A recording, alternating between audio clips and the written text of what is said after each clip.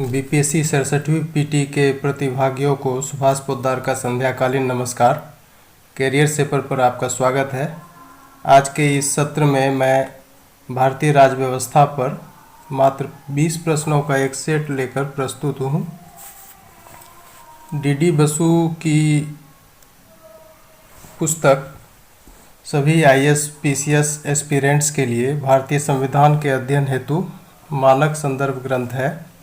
उसी से ये ऑब्जेक्टिव्स सृजित किए गए हैं। आइए इस सेट को सॉल्व करें। क्वेश्चन नंबर 1 देखें। भारतीय संविधान की उद्देशिका वही भाईचारे की भावना को परावर्तित करती है जो अंगीकृत किया गया है, यानी एडॉप्ट किया गया है।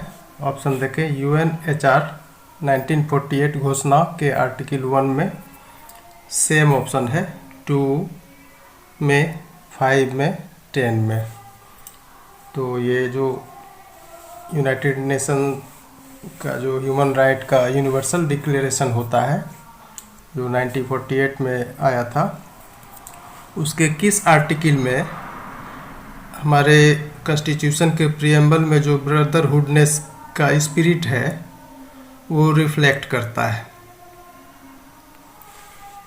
तो देखें, ये आंसर इसका ए होगा। आर्टिकल 1 में ही ऐसा है। Article 1 of the declaration of HR 1948 adopted by the United Nations says, क्या कहता है? All human beings are born free and equal in dignity and rights, मर्यादा और अधिकारों में। They are endowed with reason and conscience and should act towards one another in a spirit of brotherhood, and it is this spirit of brotherhood that the preamble of our constitution reflects। तो इससे clear होता है ये article 1 होगा यूएनएचआर 1948 घोषणा का। Answer इसका ये हो गया। ये 2 नंबर देखें। सेकुलर स्टेट का अर्थ है, क्या अर्थ होता है सेकुलर स्टेट का? ऑप्शन देखें। स्टेट समान रूप से सभी धर्मों की रक्षा करता है, ये सही है। बी देखें। स्टेट समान रूप से सभी धर्मों की रक्षा नहीं करता, ये गलत है। सी नंबर। स्टेट किसी धर्म को राज्य धर्म के रूप में समर्थन नहीं करता है, ये सही है। कोई भी किसी पर्टिकुलर रिलीजन को ये सेकुलर स्टेट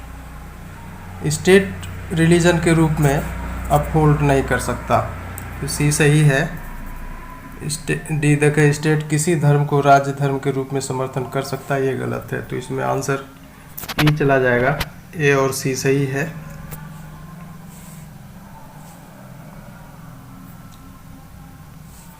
ए और सी सही है इसमें। 3 नंबर देखें। सेकुलरिज्म का प्रश्न। ऑप्शन देखें। भावनाओं का नहीं बल्कि कानून का प्रश्न है। कानून का नहीं बल्कि भावनाओं का प्रश्न है। भावना सह कानून का प्रश्न है, केवल भावनाओं का प्रश्न है। तो इसमें आंसर आपका ए हो जाएगा। भावनाओं का नहीं बल्कि कानून का प्रश्न है सेकुलरिज्म का प्रश्न। ये बहुत अच्छा प्रश्न है, ये सब आ सकता है। आंसर इसका ए हो गया। ये सब फैक्ट भी है, आप इसको याद कर सकते हैं। 4 नंबर देखें। भारत के निर्माताओं ने सेकुलरिज्म को आगे बढ़ाने के लिए अंगीकार किया, क्या एडॉप्ट किया? कौन सा आर्टिकल? तो ये देखें 24, 25, 26, 27। तो बी सी डी इसमें सही है। ये तीनों आर्टिकल एडॉप्ट किए गए थे सेकुलरिज्म को फर्दर करने के लिए, यानी आगे बढ़ाने के लिए।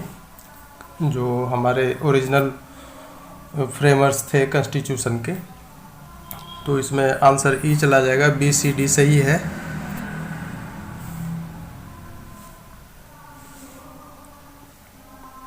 बी सी डी सही है इसमें।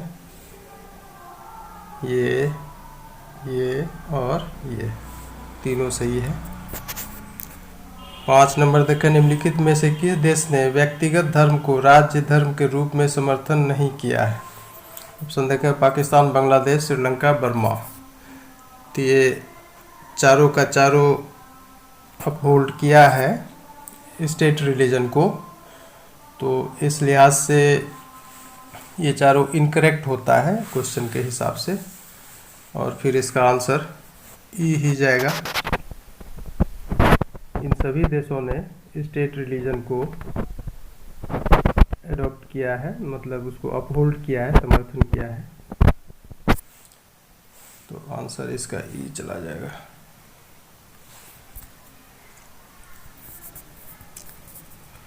6 नंबर देखें, धर्म की स्वतंत्रता एक मौलिक अधिकार है, किस आर्टिकल में ये आता है? Freedom of religion. तो आप ये जान रहे होंगे, ये आर्टिकल 25 to 28 है।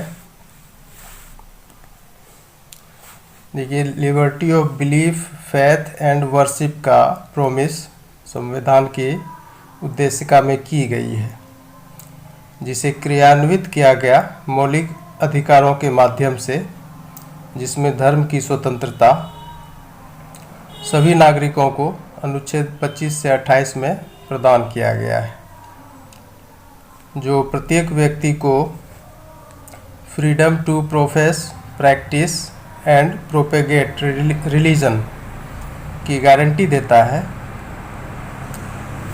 राज्य और इसके संस्थानों के तरफ से सभी धर्मों के प्रति स्ट्रिक्ट इम्पार्शियलिटी को एश्योर करता है, आश्वस्त करता है। तो इसका आंसर सी हो जाएगा, आर्टिकल 25 to 28।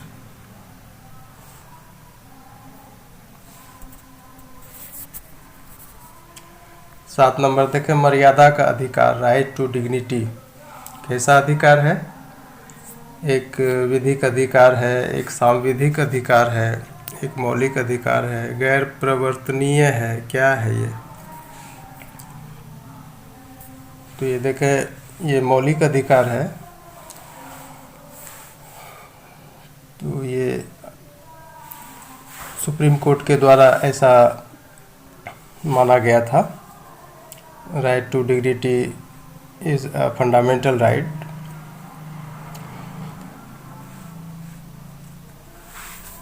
किसी की मर्यादा को बरकरार रखने के लिए ये इनजस्टिसिएबल राइट्स यानी फंडामेंटल राइट जो होता है पर्याप्त नहीं हो सकते अगर उसे चाहतों यानी वांट्स और दयनीयता यानी माइजरी से आज़ादी न मिले। इसके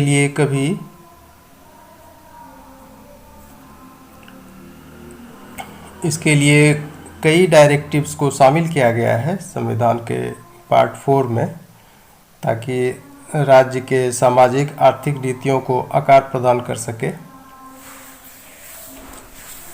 तो देखिए, ये कौन सा होगा? सी हो जाएगा इसका आंसर।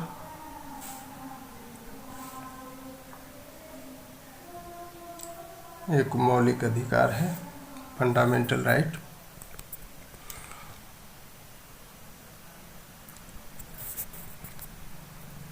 आठ नंबर देखें, जीविका के पर्याप्त साधन का अधिकार कैसा अधिकार है?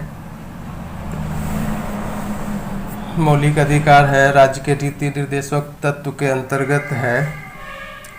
ये मौलिक अधिकार तो नहीं है जीविका के पर्याप्त साधन का अधिकार, ये डीपीएसपी में आता है, यानी राज्य के नीति निर्देशक तत्व के अंतर्गत आता है। सी देखें, कानून के न्यायालय में प्रवर्तनीय है, ये भी गलत है, चूँकि मौलिक अधिकार ही जस्टिसिएबल होता है। और डी देखें, कानून के न्यायालय में गैर प्रवर्तनीय है, यानी कि इन्फोर्स नहीं कर सकते न्यायालय में। तो डीपीएसपी में ऐसा होता है कि वो कोर्ट ऑफ लॉ में इन्फोर्सिएबल नहीं होता है। तो इसमें बी और डी सही है, आंसर इसका ई जाएगा।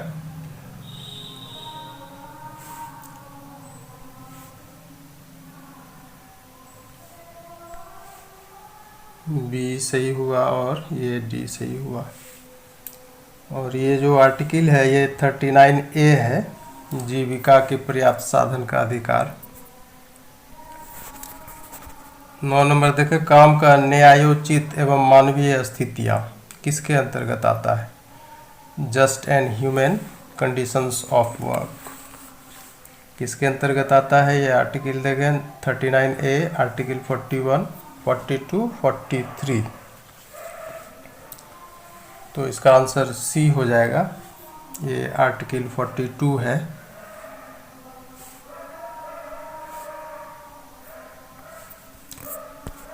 दस नंबर देखें, निम्नलिखित में से कौन आर्टिकल 43 के अंतर्गत नहीं आता है?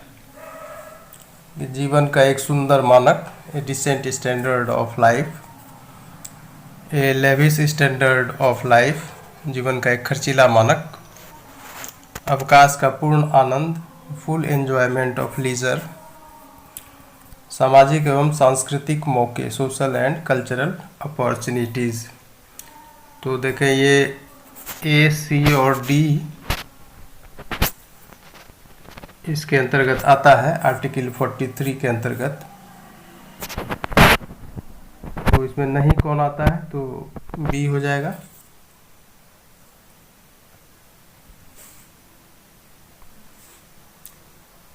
ये नहीं होगा।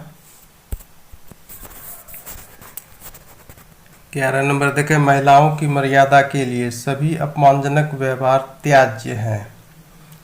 To renounce practices derogatory to the dignity of women किसमें स्पष्ट किया गया है? आर्टिकल देखें 38, 39, 41, 51A E, यानी clause E of article 51A। तो इसी में किया गया है, डी नंबर में। आंसर इसका डी हो जाएगा। ये सब अच्छा प्रश्न है, जो भी है अच्छा है, आ सकता है ये सब। 12 नंबर देखें, पुरुषों और महिलाओं दोनों के लिए समान काम के लिए समान वेतन का प्रावधान है। किसमें ऐसा प्रावधान किया गया है? तो ये देखें article 39A, 39B, 39C, 39D। तो ये 39D में ऐसा है, equal pay for equal work for both man and women. तो इसका आंसर डी हो जाएगा, 39D।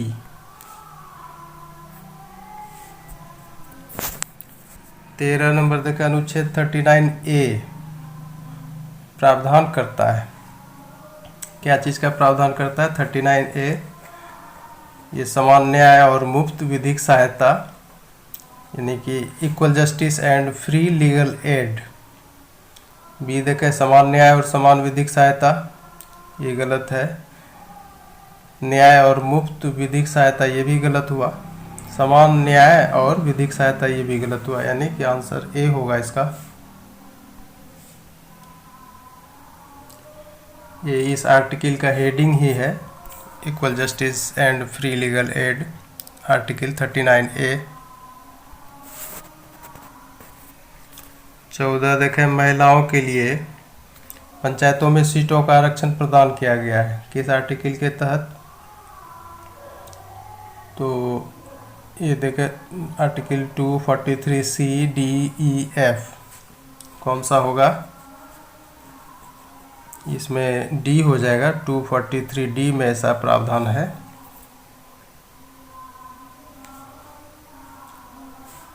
टू 43D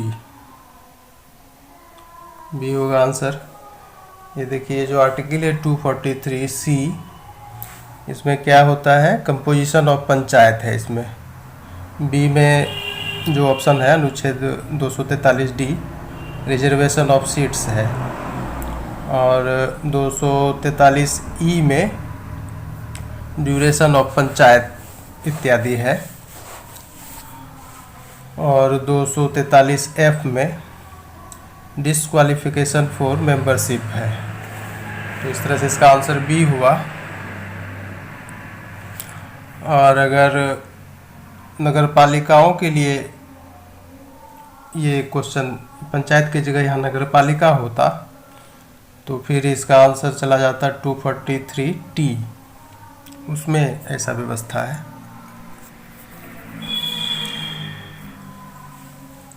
15 नंबर देखें, भारत सरकार द्वारा CEDAW 1979 को कब रेटिफाई किया गया? ये थोड़ा सा यूनिक प्रश्न है, ये बहुत अच्छा प्रश्न कभी सेट होगा तो उसमें आ सकता है, ऐसे ये आएगा नहीं, फिर भी इसमें कुछ तथ्य है छिपा हुआ, इसलिए इसको सेट किया है। देखिए कब रेटिफाई किया, तो ये ईस्वी था 1993।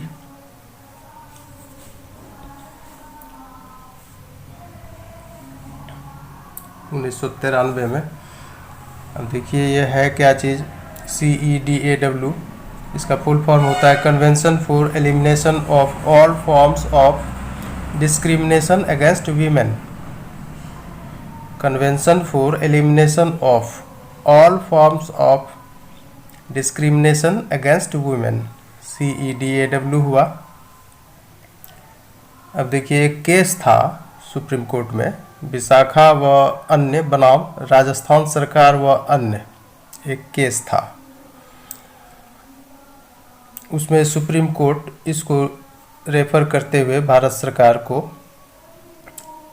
ऐसा किया था, रेफर किया था CEDAW 1979 को, और उसी चीज़ को गवर्नमेंट ऑफ इंडिया रेटिफाई किया 1993 में।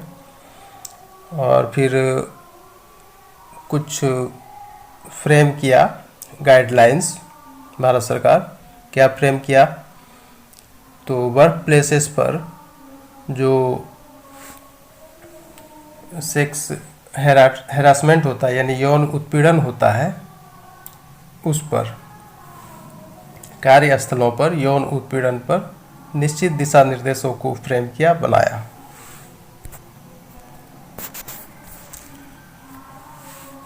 सोलह नंबर देखें, सुप्रीम कोर्ट ने हिजड़ा या ट्रांसजेंडर को थर्ड जेंडर घोषित करते समय केंद्र और राज्य सरकारों को निम्नलिखित निर्देश जारी किए।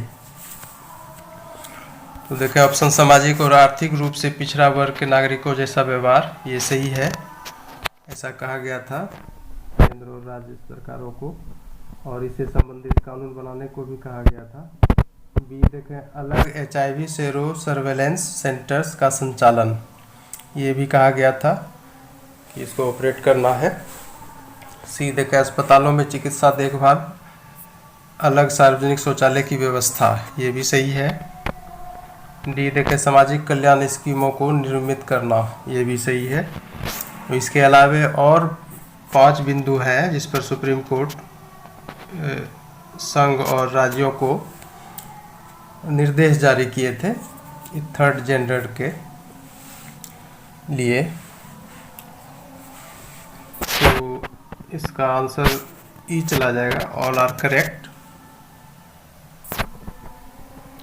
सारे ऑप्शन इसमें सही हैं।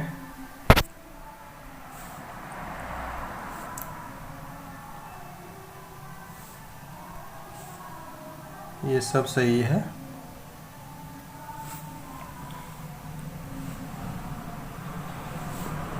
तो देखिए सुप्रीम कोर्ट ने नए सामाजिक आवश्यकताओं यानी कि न्यू सोशल नीड्स के साथ तालमेल बैठाते हुए कानून को इंटरप्रेट किया, और इस समूह को यानी कि ये जो थर्ड जेंडर है इसको समानता का अधिकार आर्टिकल 14 और मर्यादा के साथ जीवन का अधिकार आर्टिकल 21 के अंतर्गत रखा गया, उसी के आईने से देखा गया।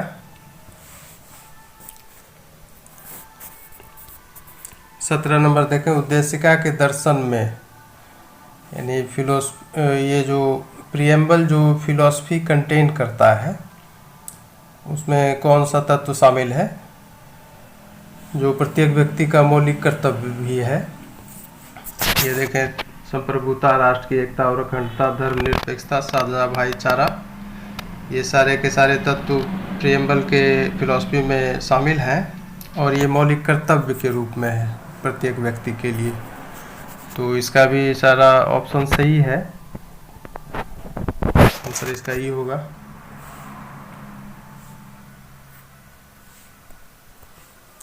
ये सब है। 18 नंबर देखें, सुप्रीम कोर्ट के अनुसार भारतीय समाजवाद का लक्ष्य है, क्या गोल है इसका? मार्क्सवाद, गांधीवाद, गांधीवाद और मार्क्सवाद का सम्मिश्रण, गांधीवादी समाजवाद की ओर काफ़ी झुका हुआ, गांधीवाद और मार्क्सवाद का मिश्रण। तो डी इसका सही आंसर है। दोनों का मिश्रण तो है मगर ज़्यादा पलरा झुका हुआ है गांधीयन सोशलिज्म का। तो ये आंसर हो गया डी नंबर। 19 नंबर देखें, संघ या संगत राज्य उत्तराधिकार से संपत्ति हासिल कर सकते हैं, यानी कि बाय सक्सेशन। तो ये किस आर्टिकल में इस तरह की बात है? तो देखिए ये आर्टिकल 295 एंड 296 है, ये दोनों में इसकी चर्चा है। तो इसका आंसर ई होगा।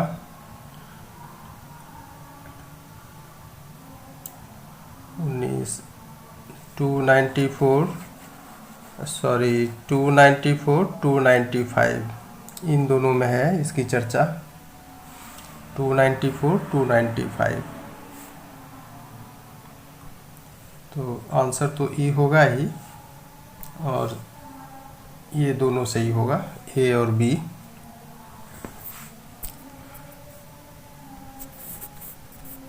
बीस नंबर देखें, महासागर के अंदर पड़ी हुई चीज़ें, यानी things underlying in the ocean, केवल संघ में निहित है, यानी उस पर अधिकार केवल यूनियन का हो सकता है। तो ये किस आर्टिकल में इस तरह की चर्चा है? तो ये देखें ये 297 है आर्टिकल नंबर संविधान में, उसमें इस तरह का प्रावधान है। सी हो जाएगा इसका answer. Things of value within territorial waters और continental shelf and resources of the exclusive economic zone, यानी ECZ, ये यूनियन में वेस्ट किया हुआ है, निहित किया हुआ है। इस प्रकार यह सेट व्याख्या सहित हल हुआ। शायद आप संतुष्ट हुए होंगे इस कलेक्शन से। आगे भी ऐसे कई सेट भारतीय राज्य व्यवस्था पर लाए जाएंगे। तब तक आप कैरियर शेपर पर वीडियो वॉच करते रहें। शुभ रात्रि, बहुत बहुत धन्यवाद।